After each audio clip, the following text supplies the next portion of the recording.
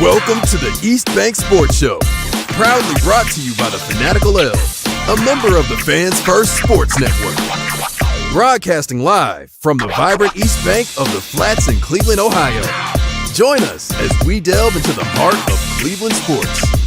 It's your hosts, Noah and Matt. It is a warm one in Northeast Ohio today, so we had to bring a spicy topic to start everything off. Welcome everybody into the East Bank Sports Show. Noah, Matt, the duo back at it again. Matt, how you doing, buddy?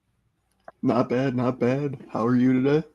I am fantastic because we have a fun episode. This is my first time getting to do an interview-esque thing. I apologize that I am just in a jersey, but my apartment is god-awfully hot right now. The AC is only doing so much with that 99-degree weather out there in downtown Cleveland.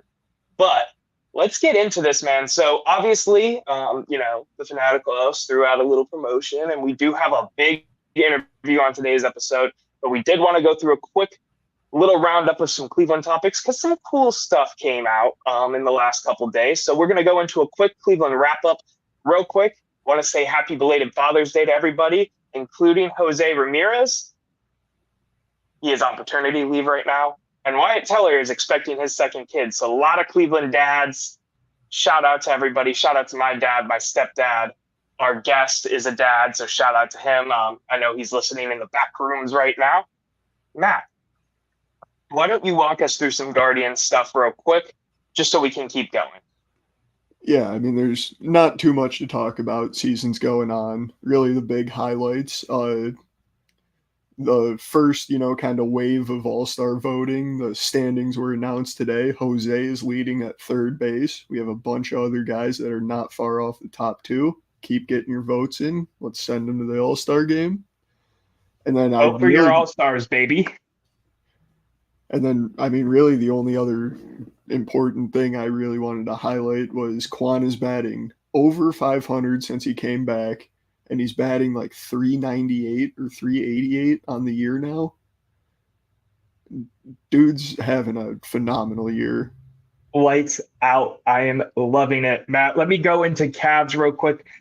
Pretty much more or less the same, narrowing down coaching candidates. I'm not going to give a big reaction on that because they have interviewed so many people up until this point that I don't want to react until they actually call a name. And I also kind of have some trauma with the Lakers basically announcing a head coach and then him deciding to go back to UConn. So we'll table the coaching thing for now. Lots of mumblings that both Mitchell and Evan Mobley are going to be signing extensions very soon. Donovan Mitchell was actually seen today in England working out in Cavs gear. So for all those people that thought he was going to go to New York, you're wrong. Flat out, you're wrong. The front office also doesn't want to trade Darius Garland, and Mitchell doesn't want to see Jared Allen go. Those are two kind of bigger pieces of news that came out recently, which I think is interesting because everybody just assumed we were blowing up the big four or whatever you want to call it, the first top four players on the team, probably keeping two of them. Seems like we're keeping all of them. Matt, that was kind of your take, so I'm content with it. Bringing in a new coach, see what we can do. The NBA, there's always trades going on, so even if start out slow, you can make some moves, I guess, right? Yeah, I think what's not really being accounted for here is they're not asking their head coach what he thinks and what he wants to do because they don't know who is the head coach.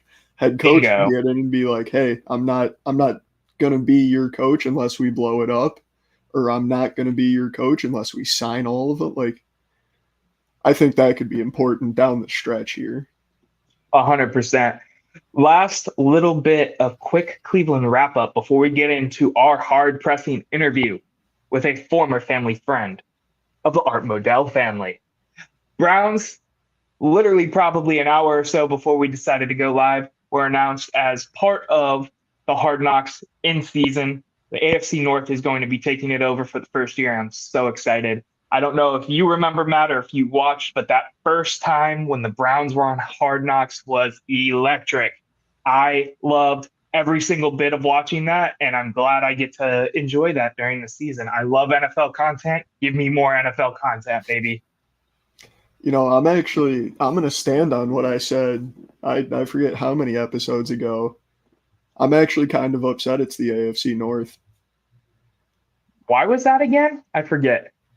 because the AFC North is the perfect division for this. And that, like, part of me is just slightly concerned that, this is the first time they've ever done it. Might not be ideal, it might not be perfect. And when they did the AFC North, I wanted it to be perfect because it has the potential to be one of the most beautiful football things we've seen in a long, long time. And I don't want them to screw it up. I want them to have some experience under their belt doing a whole division before they got to us. But I am a little bit excited that, I'm getting more Browns content. Can't be upset. 100%. There wasn't a lot of crazy news to come out of OTAs. There was the Amari Cooper holdout that, has been talked to death, so I won't get into that. I don't think it's that big of a deal. Myles Garrett pulled his hamstring during the last practice. I'm not really worried about it, so we'll get to that if it becomes a problem. We're on a Greenbrier, man. I am ready to see the clips and everything come out of them practicing when the time comes. It is of note, real quick, something I was listening to, I believe from 92.3 The Fan, is they're expected to have less training camps open to the public this year because they're doing so many renovations to what is going to become Haslam World around the Browns headquarters, where they're putting in parking garages and storage and this, that, and the other, and another football field for the community and that kind of thing. Because of the construction, they're trying to stay as much time away from the actual facility and use Greenbrier like they did last year. Makes sense to me. I'm ready to see what Haslam World looks like when it's connected to Brook Park down the road in about 5 or 6 years. Matt, do you got anything else Browns-wise you want to touch on before we go to break, come back, and interview the family friend of the Modell family? No, I mean, I got a lot of Brown stuff, but it's all for after ad break, I think. All right, man. We will be right back after this break. If you are not listening live, if you're listening live, we'll be back in 1 second. And we are back from the ad break. Matt, I want to introduce you to one of my newer work friends, a good guy, a no longer family friend of the Modell. So any of the Cleveland fans watching right now, don't come at him. He's a good dude, I promise. I would like to introduce Evan Miller to the stage. Evan Miller is one of my coworkers, and he used to be a family friend of the Modells. So we're going to get into the interview, but Evan, introduce yourself. Give us some quick facts, background, that kind of thing, aside from the Modell stuff. Yeah, I appreciate it. Thank you guys for having me. Born and raised in Cleveland, crazy Cleveland sports fan. Moved out. I went to Ohio State. I shouldn't leave that out. And then moved out west. I lived in LA for about 15 years as a TV film agent. And it's funny, being outside of Ohio, you become a stronger fan because you're outside of, all those other fans you're used to being surrounded by. I felt like I had to represent a little louder. So was out there for about 15 years, came back, ran the film commission here for a little while until, unfortunately, the pandemic. And now roads have led me to the great folks over at Channel 19 and getting to meet this crazy character, Noah. I love the intro, man. I'm going to give you center stage, and we're going to start rifling off the questions. Is there anything else anybody needs to touch on before we get into this? All set. Let's do it. Okay. Evan, get center stage. Banner is up. I'm going to start with the first question. Explain your background with the Modell family. Give us what, led up to, just being family friends with them in general, basically. Yeah. So my father, may he rest in peace, was a recovering addict and alcoholic. And it was known David Modell, Art's son, was a recovering addict. And somewhere in those their travels, they ended up meeting and striking up a friendship. I guess they kind of had this kinship that they bonded over. They both worked for their fathers. My dad worked for a family-run company, but worked for his dad, my grandpa. So it was something where it started off, I think they were, kind of counseling each other, helping each other through some tough times. And then one thing led to another. They were over our house for dinner. And then my dad, did some work with the Browns, selling them various merchandise and whatnot through our family business. So it went from there, but it was something where I can remember David and his wife over at our house. I believe, I was probably 5 or 6 years old, if that. So we're talking, mid 80s, playing on our train set in our house. And they were regular great people. They were our family friends. The Browns part of it, especially as a little kid, it wasn't really talked about because I wasn't aware of football or anything like that. Just for clarification's sake, real quick, give me the family dichotomy here. So your dad was friends with David? So yes, which David is Art's son, correct? Art's son, who was very involved with the organization. I believe he was team president. He ultimately ended up becoming the president of the Ravens and was instrumental in that move as well. But at the time my dad knew him, he was working his way up to then eventually being the president. So, my parents, I think they had a handful, if any, interactions with Art that were at events, David's wedding, something like that. But all of my personal interactions were directly with David and his wife and eventual kids. So, like, when you were around them, when they were in Cleveland and all that, what was it like being around them? Yeah, so, it was awesome. So getting past, I was probably 7 or 8 when I really got into football. And I think I was in 2nd grade. And my dad said, David has invited us to the training camp. So I got all dressed up in my Bernie Kosar Hutch uniform. I'll never forget it. And I went and with my dad, and we were on the field. And I was playing catch with Bernie and with, different players. And, I'm a 2nd grader. So like I'm in awe of all this, but at the same time, it takes now looking back, 40 years, 30 plus years later, where it's amazing to me that opportunity. And I have actually the football, it was my football, the Hutch football. But if you can see, Bernie signed it. I got Kevin Mack to sign it. And then fantastic. Let's see, backup quarterback extraordinaire Mike Pagel and Matt Barr, who ended up being somewhat of a hero for us, somewhat of a dog too with kicking, but still a legend in this town. So, but it was amazing. And, and obviously just, walking around with David, you were with the boss. So the players were nothing but nice. And then getting to go back a few years later when I was a little older and, it was same thing. It was David walking down halls, knocking on doors. People are in meetings and he's saying, hey, I want you to meet my buddy, Jeff Miller, and his son, Evan. And I'm just, okay. And, and next thing, he's talking. I see him go into the equipment room and I'm like, what is he doing? He's talking with the equipment manager and they're pointing at things. Next thing I know, he gives me a helmet. He said, this was used 2 weeks ago. A guy named Ernie Logan played against the Bengals in it. It's yours. I mean, and brought with me, you can see these pictures and there's a picture of me with David.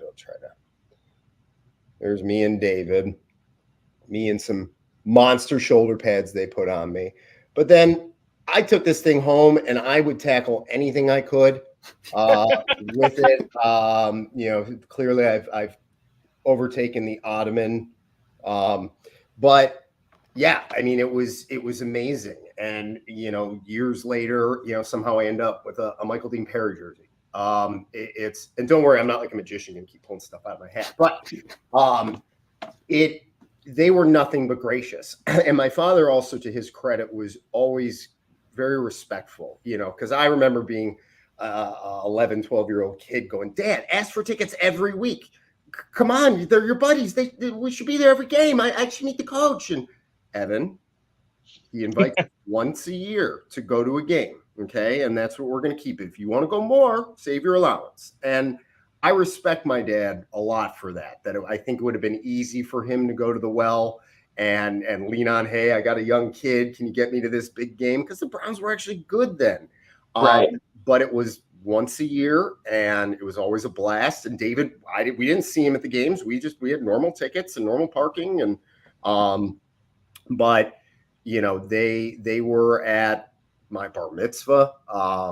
They gave me a Jim Brown autographed football. I mean, they were very, very nice. But as you can imagine, as history, started to not go our way, that relationship changed.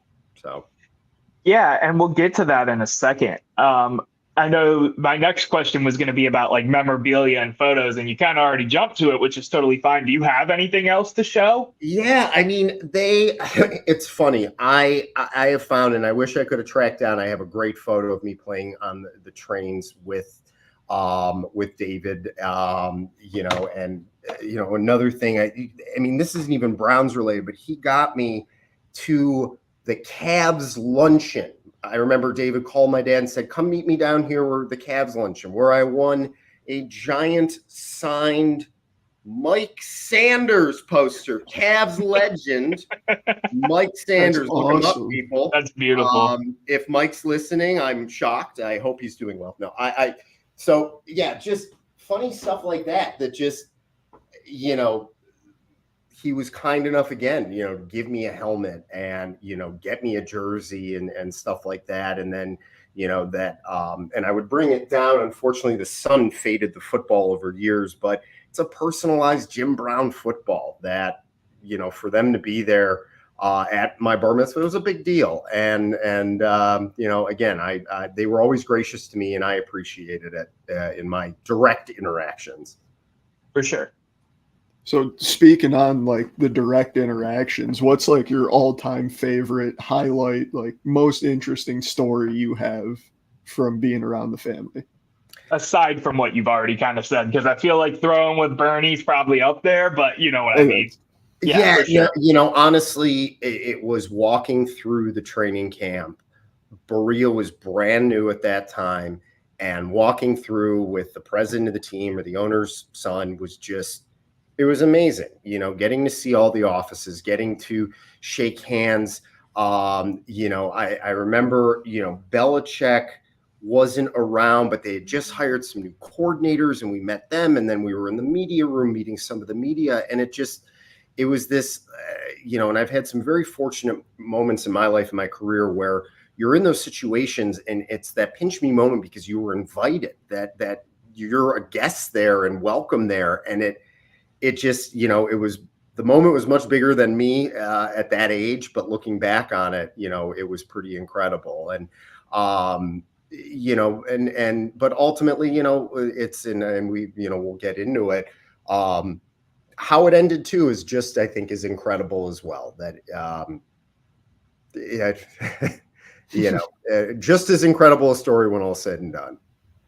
So, Matt asked about your favorite story. And I'm admittedly throwing you a softball right now because you told us a fun story like right before we jumped on air. So family, your mom, obviously your dad's passed away, rest in peace. But your mom told you a story. Favorite story from your mom that you were just told, how long ago, Evan? We're going on about 2 hours. Okay. And breaking news to me, I've never heard this story before. And I mentioned to my mom earlier today, hi, Mom, that I was going to be doing this later. And the first thing, and I didn't even tell you guys this a little before, that she had told me before, oh, yeah, we'd been at the wedding, and David and his wife, his first wife, Alwyn was her name. And she said, oh, we met Bernie, we met Marty Schottenheimer, we met Art. And my mom, this retired teacher says it so like offhand, it's kind of comical because I still have stars in my eyes hearing those names. And then she told us, she was like, the wedding was impressive, but the rehearsal dinner was even better because it was at Art's house. I guess he had a house up in Wait Hill. And they got the stadium fireworks crew to come and set off fireworks after the rehearsal dinner. My mom said it scared everyone half to death because they didn't know it was really loud. And then they watched this display, which was crazy. So, But the juicier one that I found that she told me today was, she said, we were with them, David and Alwyn, the night they cut Bernie. I'm like, really? That was, I started thinking back, okay, that was 94. That was after these pictures, after I'd gone the second time. And I guess they were at their house and, the news had all broken, and they were ordering pizza to go pick up and bring back to the Modells and hang out for the evening. And David said, hey, can you guys use your name to order the pizza? Because we just don't want there's a lot of bad, energy, bad stuff going on. People aren't happy with us right now. Right. So my parents, sure, no problem. And this was the most interesting thing. My mom, said, like, she had never, thought they were going to leave or anything like that. But she said, you guys wouldn't ever leave the city or anything like that. And I think my mom was probably thinking more like, hey, safety, are you guys going to get up? I don't know. But what she told me in response was, David's wife said, we'll go where the business takes us. And I think, the fact checkers will come in. I think it was 93 Bernie was cut. That's 2 years before they made the announcement. And a lot smarter people than me have detailed that exit. Those conversations, in my humble opinion, had to have been happening, or at least something more was going on than meets the eye. So, and as far as I know, that was probably the last time my parents ever spent time with them. That's quite the story. It's crazy, right? It's crazy how this whole thing, unfolds. And we'll get to how it all wrapped up in a second. Go ahead, Matt. It's kind of wild to be like sitting here thinking about it from the other side of how you think about it every day, almost like from an interior way. But I got a little bit more of a football question here, getting on to like the football side of things versus just the family side. You mentioned you're a huge sports fan at the start of this. You're big into everything. Should Art Modell be in the Hall of Fame? And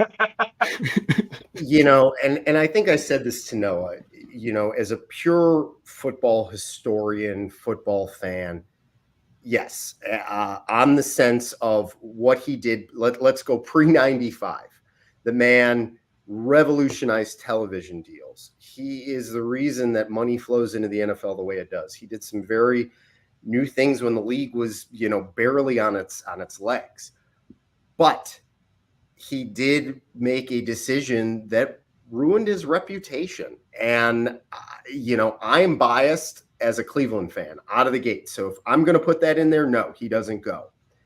Even if I take that out, I'm looking at someone who knew, he knew his legacy, but he still made that choice to kind of sully it. And I know it was to say there's more to the story than we'll ever know. And whatever was going on financially and personally, I'll never know. I can't speak to. That's a tough decision.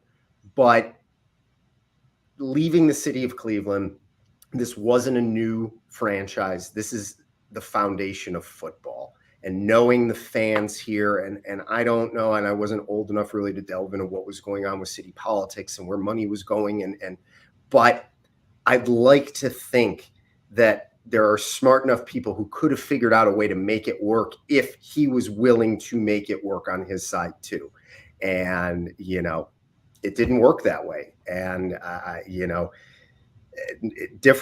very different situation. But look at someone like Barry Bonds. He had an amazing career. He made a choice to take steroids and boost his numbers. He would have been in the Hall of Fame for sure without it.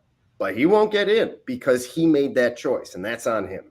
So, you made the joke that you weren't old enough to, be understanding of city politics and everything going on there. But, me and Matt were negative 5 years old at that point. So 5 years plus. I'm a little bit older than that. But, I always, when I'm on the show with Eric and John, the Office edition, I always have to date them a little bit and be like, oh, well, I was like 3 when this happened, and you guys are talking about it in full memory. So I had to do it to you real quick too, just because we're also friends on the side of this. I've settled into my role as the get off my lawn old man, so it's okay. Bring it. As long as I can still remember this stuff, I'm going to use it to my advantage. 100%. Let's get back to the interview. So we've been kind of dragging it out because obviously the big question in the air is, what happened after they moved the team between your family and them? You kind of alluded to it, but give us the wrap up of how this ended. Yeah. Because this is the craziest part to me when you were telling me this before we even brought you on. Go ahead. Yeah. So and I remember too, I think the last year we got the tickets from them was 94. And I want to say we opened against the Bengals, maybe. I don't know. It was right around. We had gone to a game. It was a year before anything came down. But come around to 95, the news is starting to percolate. I remember asking my dad, hey, do you know anything? Because look, at the same time, I wanted to be the cool kid who could go to school and say, hey, I know the Modells, they're staying there, And I wish I remember better what was going on with my dad, but he never, I don't think he really felt comfortable kind of reaching out outside of, hey, business, or we're here for you if you need something. So all of it went down. Browns announced they're leaving. You guys don't, but we remember. And if you bring me back another time, I think I still have the newspapers from that day, but they left, and, they were literally in Baltimore. And I remember, asking my dad, he was like, well, we can't get a hold of them. I've tried reaching out, and this is before cell phones really. So, it was what it was. We were in the dark as much as everybody. And then my father told me, as it was going on, he was like, I wrote a letter to David. I'll let you know what I hear back. And I was like, well, what'd you write? I wrote him, said, hey, we're sorry to see you go, but we're family and we would love to see you again. And maybe we'll come out to a game in Baltimore and see out there. And I remember I was mad. I'm like, Dad, what the hell are you doing? That guy's a traitor. How? I would have said some real choice language. Like, I am just livid. I couldn't believe he contacted this Benedict Arnold. I can't believe that he wrote. He was so gracious. I'm like, we're going to go to a game. And my dad was great. He was like, look, you got to play the smart thing. This is also in writing because it wasn't an email. So, this was literally a handwritten letter. But my dad was, explaining to me, look, we want to be friendly with them. And I know you don't agree, but that is sports. That's only part of the world. These people have lives. And think about, I think at that time they had 3 or 4 kids. It was, my God, they are going through a lot. Like, okay. But still, I was a 13-year-old kid. I'm still angry they moved the team. And this is a long time ago. So you fast forward, I don't know, a few months. It was into 96. The team had started for the Ravens. It was misery here. And we got a letter on that ugly purple ass bird stationery. Their original B logo, which doesn't stand for Baltimore, but we're a G-rated podcast. But we got it back because I remember my dad showing it to me, and I wish I knew what happened to it. Just over the years, it was lost. But in effect, the letter said it was a form letter. So we had written a personal letter to David and Alwyn Modell. We got a form letter back saying, dear, Jeffrey Miller family or something. We have to cut off all ties with everybody in Cleveland. We wish you the best, the Modells. And that was it. Gone. Over 10 years of a close friendship between my father and him. Obviously, there was no thought about us, but it was crushing.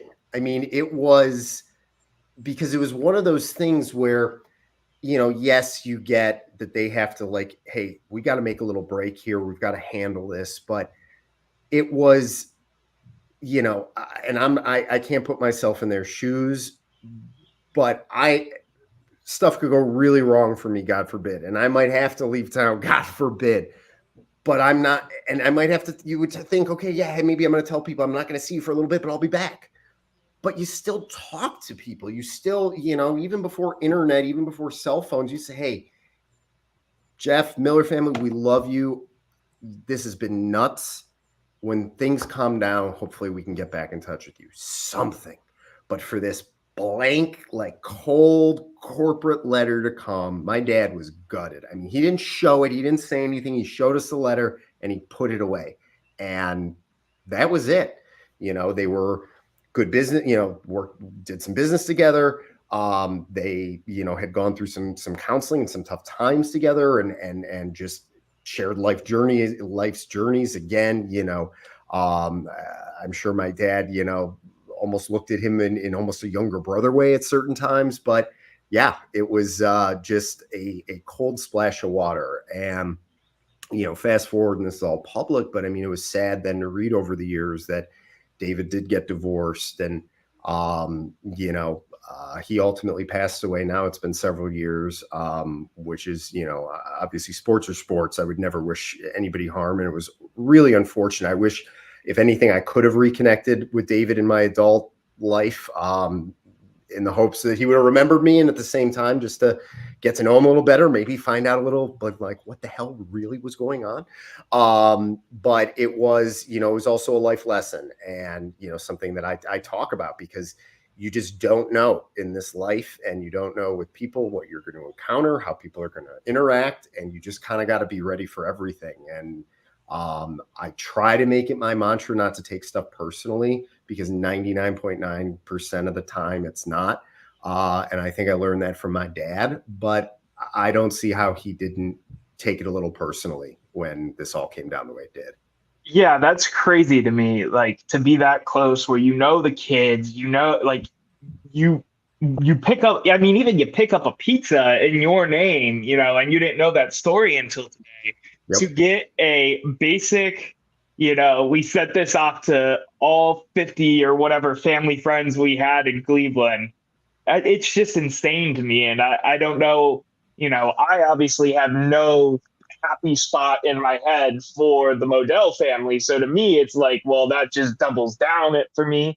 But I also don't want to discredit, you know, all of the good memories and good stuff you got, all the merchandise you got to show us today and stuff like that. It's crazy to me though. Matt?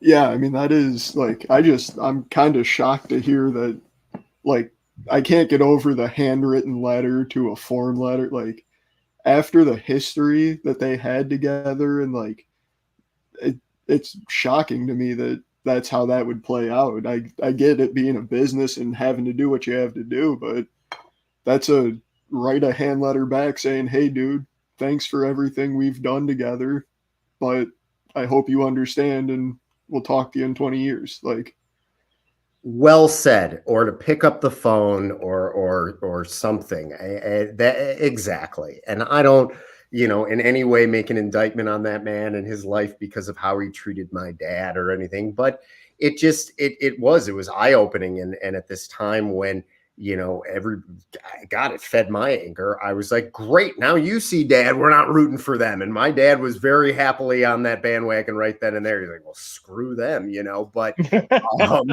you know, but it's just, yeah, something, I mean, but look, I didn't foresee that just as much as I didn't foresee the Browns ever leaving here. And I think I would speak for everybody in the city who was a fan at that time, you know, early 90s, 80s.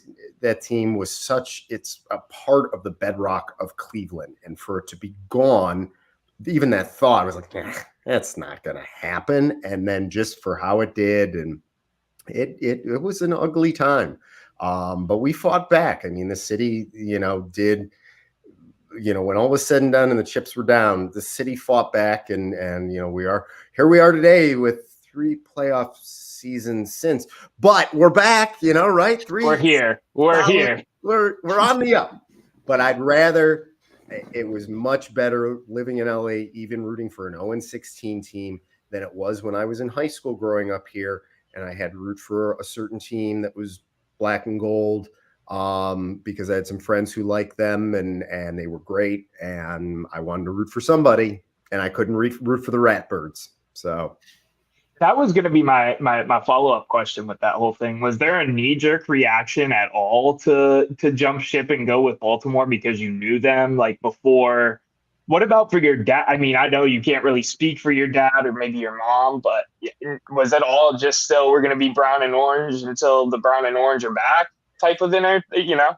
So it's funny, my mom has a heart of gold, and I do. Now that you say it, like I vaguely remember when it happened that my mom kept this like party line with me of like, well, we're wishing them the best, we're gonna root for them, they're still our friends. And then after I think everything was completely severed, then it was just like, whatever, I'm not rooting for that team. And my mom, I think, shifted all of her energy to the Ohio State Buckeyes. I learned everything of how I am as a fan from my mom. So she put all that energy in Ohio State. And then, the Browns, they've had to earn, I think, like a lot of people, her trust back a little bit there. But no, there was never a real committed effort of we're going to root for Baltimore. It was no, that's not our team. That's not a team. That was our team. Props to, I'll never forget, Steve Everett, the center for the Browns, who went over, and he was a Michigan guy, so I'm not a huge fan of that.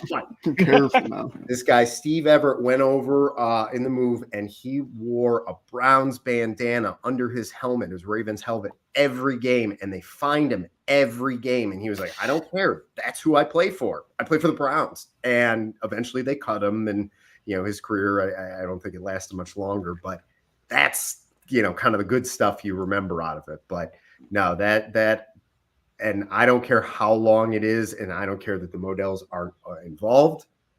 The Ratbirds will always be the traitors that left my city, and they're going to get my ire every time. What else? Is there anything else that, we didn't get to ask you that you might want to input here? Is there anything else coming to your mind? Anything else, memorabilia wise to share? Anything like that? Is there anything else that we're missing before we let you forever hold your peace on the Modell family, at least for now?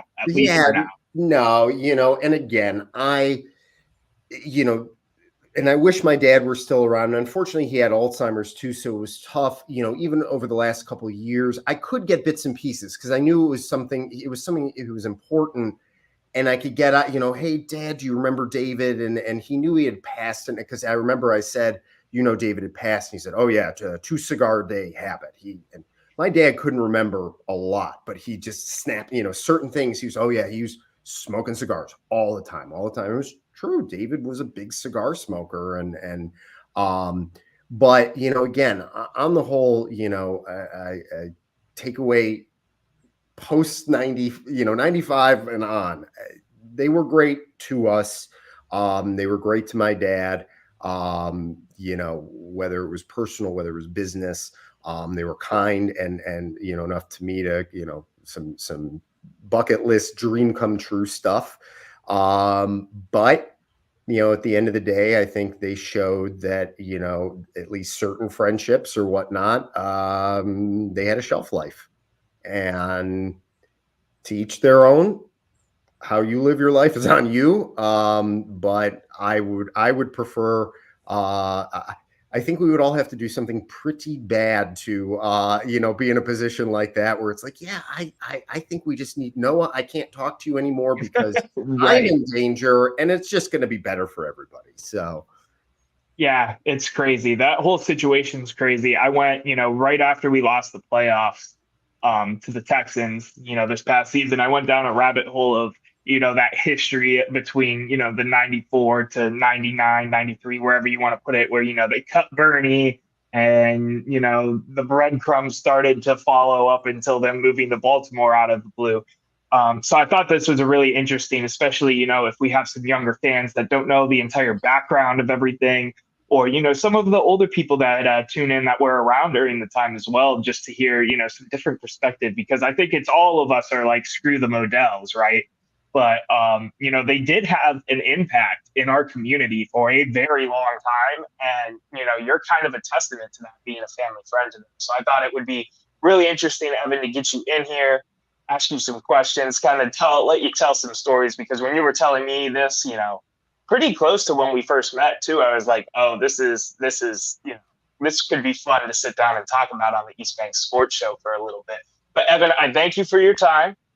Is there anything else you want to leave the viewers with before we wrap this thing up? No, we got to leave them wanting more. But no, thank you guys. I'm honored to be a part of this. This was a lot of fun, and hopefully we'll get to do it again. I'm sure we can drum up some other random stories to explain some of these artifacts. And, why do I have a signed Anthony Bennett basketball? I don't know. That's for another time. Interesting.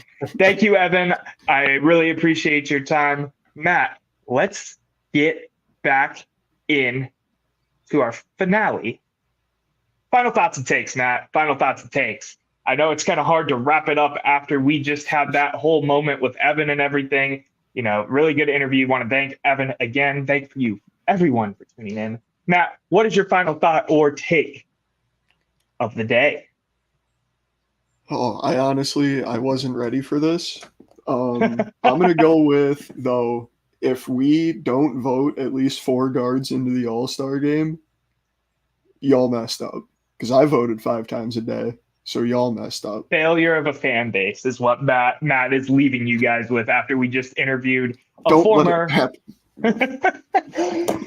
I'm going to go with, I didn't really think about this either. I was really prepping the questions hard today before we got in here. I'm trying to think of something nice.